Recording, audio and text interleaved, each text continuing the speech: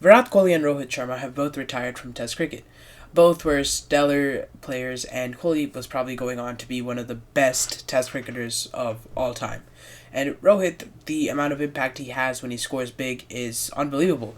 However, I'm not here to talk about their careers. You probably already know how good they are. I'm just here to talk about the future of Indian Test cricket, specifically Test cricket, after their retirement. But nonetheless, he's played a very impactful knocks like that 200 against South Africa and is a very skillful player, especially on tough tracks. And surprisingly, he's done extremely well in one of the hardest eras in Test cricket and in one of the hardest positions of all time, like while opening the batting. Rohit is an extremely skillful player, not just because of how he bats, but also because of his mentality while playing the game. Even if you build a player with the exact template of Rohit Sharma, you can't match the amount of impact Rohit has when Rohit scores. Virat was almost the polar opposite of Rohit. He started extremely well in Test cricket and had one of the greatest innings by a youngster in Test cricket against Australia in Adelaide. He is a fantastic player. Kohli was never destined to become the next Sachin. He was always supposed to be the first Kohli. His skill and tendency to do whatever he thinks he should be doing instead of modifying himself is something that no other batter would ever do. Is this a good thing? Probably not, but is it a bad thing? Not really. Having confidence in yourself is one of the most important things in cricket. Sachin made a mistake, he'd immediately rectify it in the next game. Kohli makes a mistake, he attempts to defy the laws of physics and the laws of cricket to never let that mistake happen to him ever again. His huge fall off is a result of this overconfidence, and his rise is also a result of the same overconfidence. Kohli's test prowess with the bat is completely screwed over by stats. He was consistent for 8 straight years, and the last 5 years are just him doing the exact same thing as he always does, just not adapting to the current era he's in. Virat had a humongous impact on the Test team. Jared Kimber said this in his video as well about Virat, but Virat made the country care about Test cricket. He brought that winning mentality to India. He made what Test cricket is today in India. Dravid, Ganguly, Sachin, VVS, they didn't win that many tests, as amazing as their records are. But Virat, he was completely different. I could go on and on about Virat and tests, but time to talk about the future. There are a lot of great players available to replace both of these guys, but let's talk about the top 3 replacements for each of these players. I won't be looking at players that BCCI has moved on from, like Mayank Agarwal or Ajinkya Rahane, just because it's unlikely for them to ever be in the squad. And if you want to know why, check these videos that are linked somewhere in the corner. Let's talk about Rohit first. There are many good replacements for Rohit. My least favorite option of these 3 is Abhimanyu Eashwaran. Abhimanyu is a great player. Don't get me wrong. I think he can face the new ball very well. He's a great test batter. He's shown a lot of class, but I don't really think he's exactly up to the mark. Obviously, he's in the top 3 of replacements, which is really good, but I like the next 2 batters better. My second favorite option is Sai Sudarshan.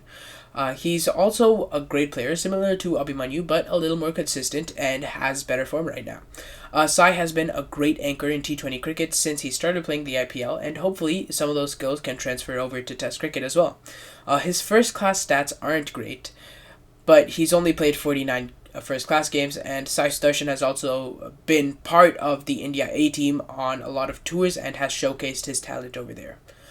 He is more of an ODI player in my opinion, and he averages only around 40 in Test cricket, which is why there is a better option than him. I also think there is a better place for him in the batting order than opening the batting. Before we get to the top 1, I have 2 honorable mentions, Aryan Jial and Mushir Khan. Both of these guys are great batters who have impressed at the big stage. Mushir more than Aryan. He impressed in a World Cup, Aryan in Ranji. And I consider them, but I thought we could give them some more time since they haven't even played IPL yet, which Aryan Jial should be playing IPL. My favorite option of these 3 by far is KL Rahul. KL Rahul being promoted to opener is probably the best idea here. His best stats in Test cricket are as an opener, averaging 40, scoring 1,601 runs in 41 innings, and scoring 400s. He's an extremely versatile player, even if his Test cricket stats are on the below average side. On the Australia tour, he batted extremely well while opening and kept good composure. Most of his innings were disrupted by decent deliveries, so he's going to be useful if he doesn't get unlucky. Now for Virat Kohli's replacement. Obviously, this is going to be really, really hard. The number 4 slot for India has been covered for the past 30 years, and this is going to be the first time it's going to be actually taken up by someone who hasn't proven themselves as much in Test cricket, simply because there's no one like Sachin or Virat before they got to bat at 4. So let's start with our top 3. My third best option is Devdutt Padikkal. He's a great player of spin and a solid choice to come in at 4 when the team is doing really well. He performed solidly at 4 during the home England series and had scored a fighting 50 against Australia while playing for India A, also batting at 4, I believe. He also showed a lot of potential in a couple of games in Australia while playing for the senior Indian team, but he could not convert those into 50s. He has played quite well for RCB at number 3. So we are seeing somewhat of a resurgence of 2020 to 2021 Padikkal, except a little faster. Bringing him at 4 is sometimes going to be a terrible choice. Let's say India lose 2 wickets in less than 10 runs. I don't think Padikkal would be the ideal choice to send in at that score. That just puts pressure on Padikkal. Padikkal gets out easily and we are 3 down. Then Pant comes out and then you're probably less than... Well, actually, that after Pant comes down, you get a pretty good score. But you're still 3 wickets down at under 10 runs. So that's not great. The second best option is Shreyas Iyer. What can I say about Iyer that hasn't already been said? He's aggressive, he's a good player spin, and he could easily wash teams if he gets going. The problem is, I think he's not supposed to play Test cricket. I love Iyer as an all-format batter. He averages 37 in Tests and 48 in first-class cricket, but looking at how important he will be in the future after Rohit and Kohli's retirement in the white ball cricket side, I'd rather wait for a little bit. Also, Gambhir really wants 3 different teams for 3 different formats, so I don't think he's getting into the T20 side or the Test side, even though he's performed well in the IPL. I do think he's a very good backup though. 2 honorable mentions are Karan Nair and Dhruv Jurel. Karan Nair has proven himself, but he's proven himself before and then he had a run of low scores. And he's also pretty old. I thought that Jurel would be a pretty good idea, but I don't know if he's interested in playing at 4. He seems to like playing at number 6 or number 7, so I like to keep him there. Also, we don't know if he's actually ready to bat at 4.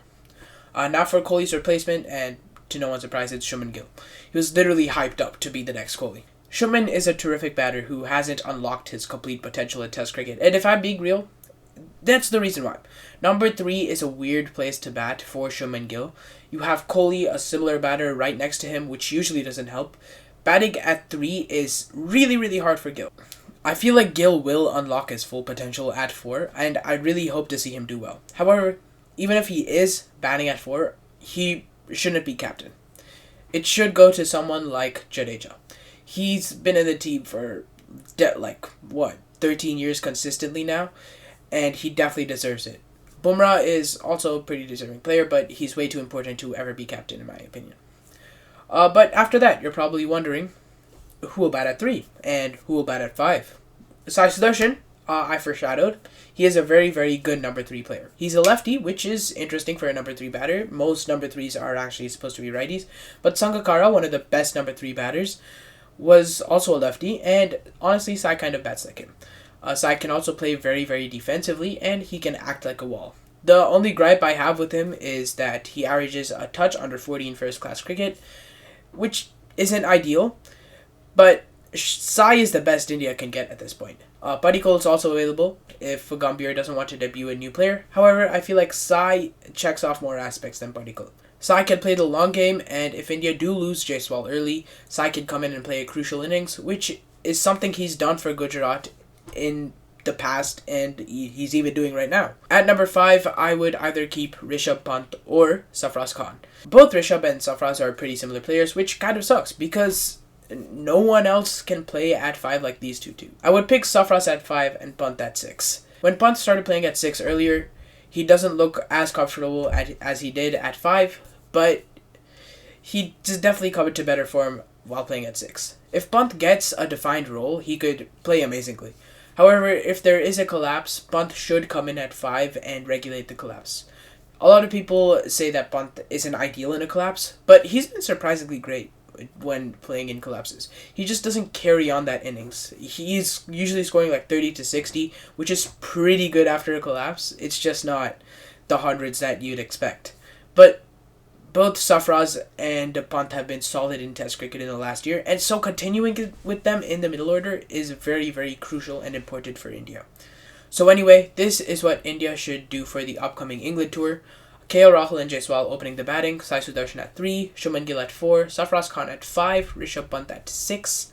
Nitish Kumar Reddy will bat in the top 7, which is pretty important for his confidence. Shardul Thakur at 8, Ravindra Jadeja at 9, Ravindra Jadeja at 8, Shardul Thakur at 9. Interchangeable, you know.